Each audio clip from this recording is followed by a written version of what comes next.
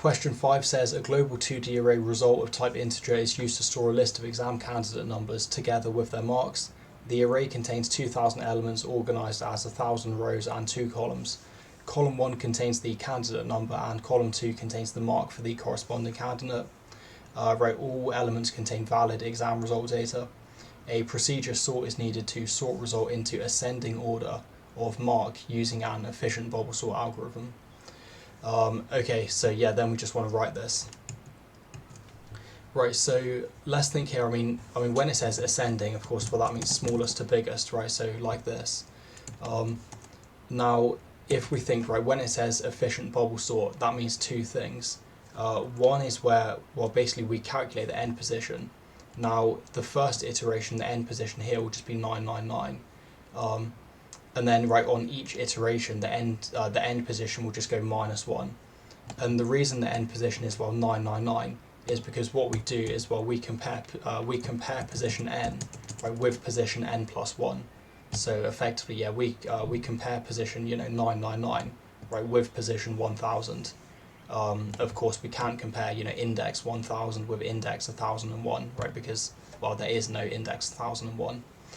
Right, and then like on the second iteration we only need to loop here, right? The third iteration we only need to loop here, and that's going to be because whatever is stored in this kind of end index will be the biggest after the first pass. Likewise, after the second pass or the second iteration, the second biggest element will be stored here. Okay, so effectively that means we can kind of check one less each time. Now the other optimization is like if the array is already sorted, then we just stop, and we can do that using a flag. All right, and I mean guys, if we look at this, this array here, it just has all of the data. Yeah, so result again 1000 columns, 1000 rows, 2 columns, and as always, if you want this, click on the exam questions. Yeah, scroll down to the correct paper, the correct year. Alright, so let's go ahead and try and implement this. So we'll go procedure, let's go sort. Right, as always, we need a sort of did swap. Right, let's make this a boolean, and let's also declare an end index. Right, and this is just going to be an integer, and yeah, let me just spell this correctly. Right, so what we can do, let's set did swap, and we'll just assign this equal to false. Likewise, the end index.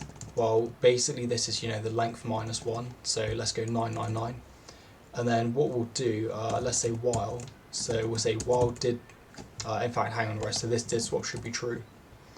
Right, so we say while did swap equals true. Right, I'm just going to end while.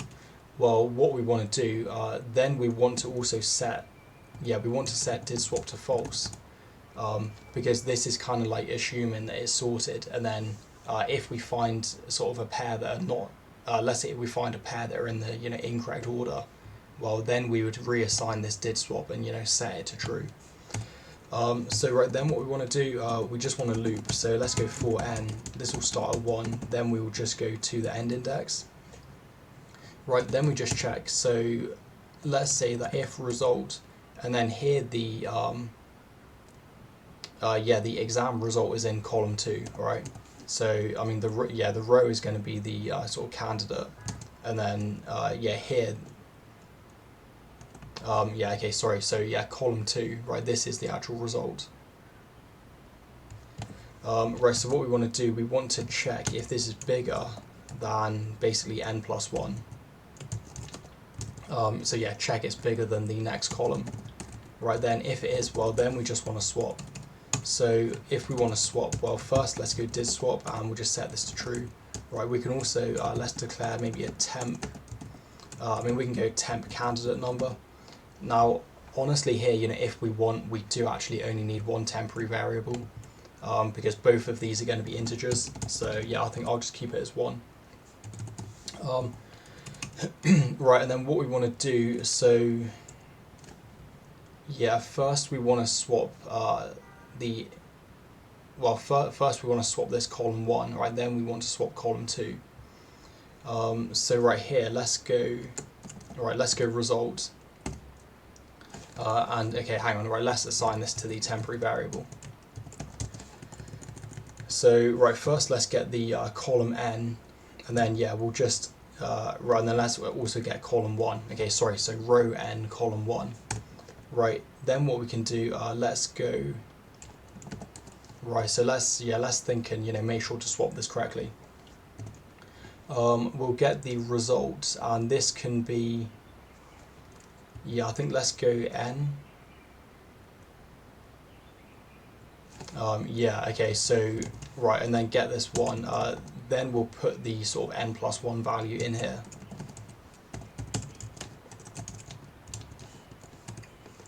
Alright, and then finally we can then just go back.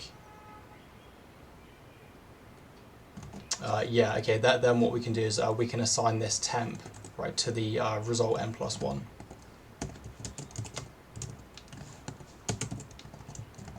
Okay, so I think, that should be okay. Now, I'm just going to copy this. And, like, if this is confusing, because honestly, even to me, I always make this mistake. I mean, it can help to sort of draw out a diagram like I've done in other videos, where, for example, let's say here we have, I don't know, maybe, let's say the temp, right? This can have, let's just write this. So let's say the temp has, I don't know, the value, well, I guess this can be empty at the start. Right, let's say n has the value 4. Right, and then let's say, this n+1, I don't know, maybe this has the value 6 or something. So what we're saying then is, well, this 4 goes into the temporary variable. That's what happens here. Right, then we're saying the result of n+1 goes into n. So, right, this 6 then goes into this n position. And then we say the temp goes into this, this one here. Okay, so in this case we can see, right, they've now been swapped. 4 and 6. And I guess, if we're actually doing this, well, in this case, it would actually start where this one is the bigger one. And then, of course, we would swap it where, now we've got in ascending order like this. But I mean, that seems to work. And then, I mean, here all we have to do is just change this to column 2, right? So just so we're swapping both the candidate number, right, and also the, the actual grade. Okay, so let's then just go next then, and then we'll just go end index and we'll just decrement this. Okay, so I think that should be fine. Let's just go end procedure. Right, and then what I'm going to do, well, let's call it, and we do that using the call.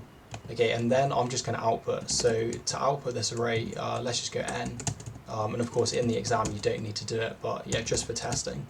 Right, so this will go 1000 because, well, there's 1000 rows. Right, and then here, so let's output the candidate number. Right, that's going to be n column 1. And then let's maybe have the colon like this. And then we'll just go result. Okay, this is also row n, but this will be column 2. Right, then if we go next n, and let's try and run this.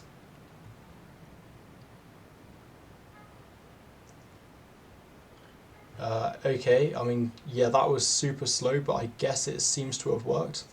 So we see here, again, the smallest, right, then bigger, bigger, bigger. And I guess, I mean, let's just check these are correct. So, for example, 951, they should have scored 100. Now, if we just go here, okay, so we see 951, right, they scored 100. Alright guys, so this seems to work, and I mean, hopefully this makes sense, right? It's not the best explanation, but I think with a bit of practice, hopefully you can understand this. Alright, and see you in the next video.